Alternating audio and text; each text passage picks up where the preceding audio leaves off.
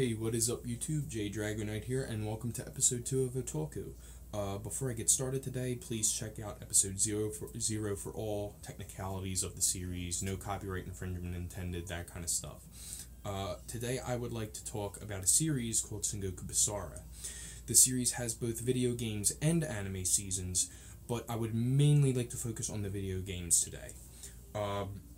The video games of this series do not get a lot of love outside of Japan, and I personally feel that's an injustice, since the games are really extremely fun to play, especially if you like hack and slash, beat 'em up, that kind of genre. I will briefly touch on the anime series later in the episode, very quickly, but I would mainly like to focus on the video games. So to start, I would like to say that only 2 games of the Sengoku Basara series have made it outside of Japan. Sengoku Basara, the original game, but that was exported as Devil Kings for PlayStation 2. And Sengoku Basara 3, which we know as Sengoku Basara Samurai Heroes. If you would like to try these games, I highly recommend Samurai Heroes over Devil Kings, as Samurai Heroes stays truer to the characters and concepts of the series. Samurai Heroes is available for PlayStation 3, but also for the original Wii. On to some basic information about the series. The title, Sengoku Basara, is making reference to the Sengoku era of Japan. This era was also known as the Warring States period. So, in this period, Japan was divided into many small states that were each ruled by its own warlord. The warlords proceeded to battle each other for domination of the land, some in pursuit of personal gain, but others in pursuit of honor and peace. Basara is a term used by the series, which I will briefly touch on. But basically, in the most basic summary possible, think Dynasty Warriors. If you know what Dynasty Warriors is, think Dynasty Warriors and the Romance of the Three Kingdoms, only instead of China, our story is set in Japan. If you know Tecmo Koei's other series, Tecmo Koei is the company that makes Dynasty Warriors, if you know their other series, Samurai Warriors, there are many similarities. Since the games cover the same events and people, it's that Sengoku era of Japan. Only the thing is, Sengoku Basara's gameplay, in my opinion, its gameplay, character design, and story are like 10 times better than Tecmo Koei's take on it. That's my own personal opinion. The series itself, however, when it comes to Sengoku Basara, is extremely over-dramatized, and in that many characters are portrayed as being extremely charismatic. Also, there are impossibilities within the character design of the series. For example, there's one character in Sengoku Basara who's basically like this big cyborg with a drill lance, like the end of the lance actually spins, and those technologies, of course, were not possible in circa 1500s Japan.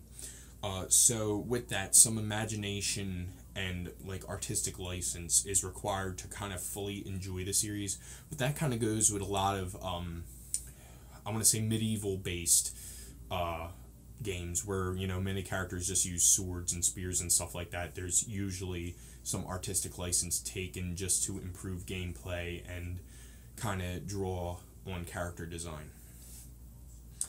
So, also, as with many other hack and slash beat 'em ups, the game can get repetitive. However, if you enjoy the story, the characters, the graphics, just overall, if you enjoy the series, that won't really matter at the end of it. You're going to be in for hours and hours of fun. So, if you check out Samurai Heroes and you become a big fan of the series, which is what happened to me, I highly, highly recommend importing some of the later games. Samurai Heroes, as mentioned before, was the 3rd game of the series. The usable character roster is varied in that, you know, there's different styles and attacks and speeds and all that kind of stuff, but also unimpressive in comparison to more recent games. For example, the more recent Dynasty Warriors installments allowed to use upwards of about like 40 characters. Samurai Heroes gives you about around 15. I think the exact number is 16. And there's not much in the way of weapon or ability development except for leveling them up.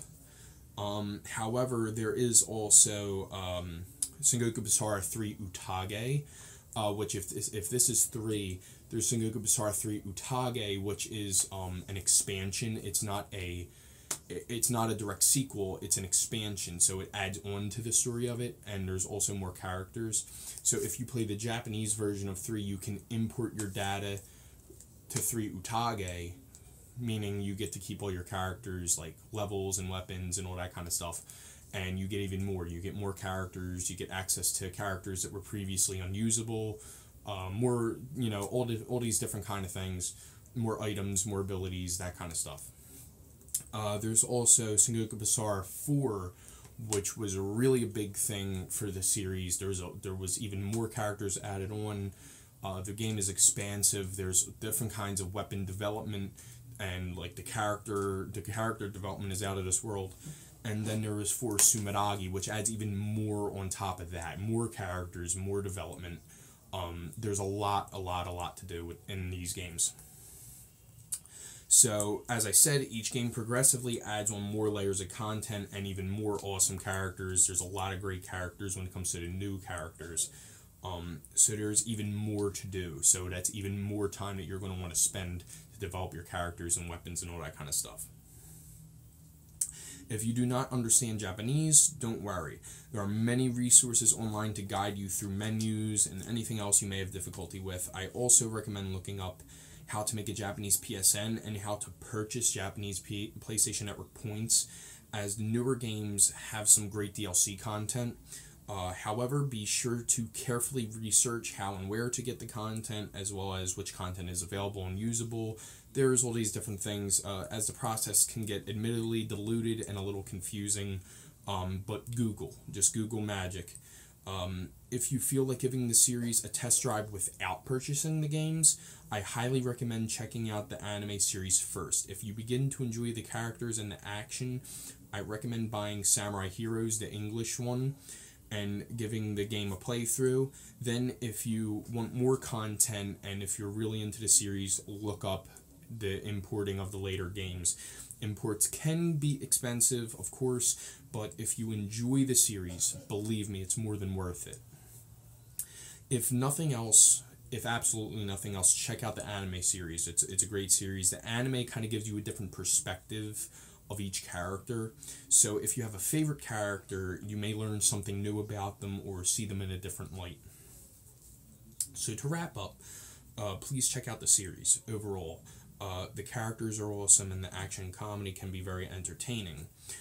Finally, I would like to include a notable songs segment in this video. However, if I actually did, that segment alone would be worth its own video. If you check the series out and like the music and soundtrack, check out a band called TM Revolution. They've done multiple anime openings, but they do most of the opening themes to the video games and the anime series. So they're a main thing when it comes to the series. So with that, that's all I have to say. Thanks for watching. Please remember to like, comment, and subscribe and share on social media if you like my content. But more importantly, please check out the series if it sounds at all interesting to you. Thank you so much, and see you.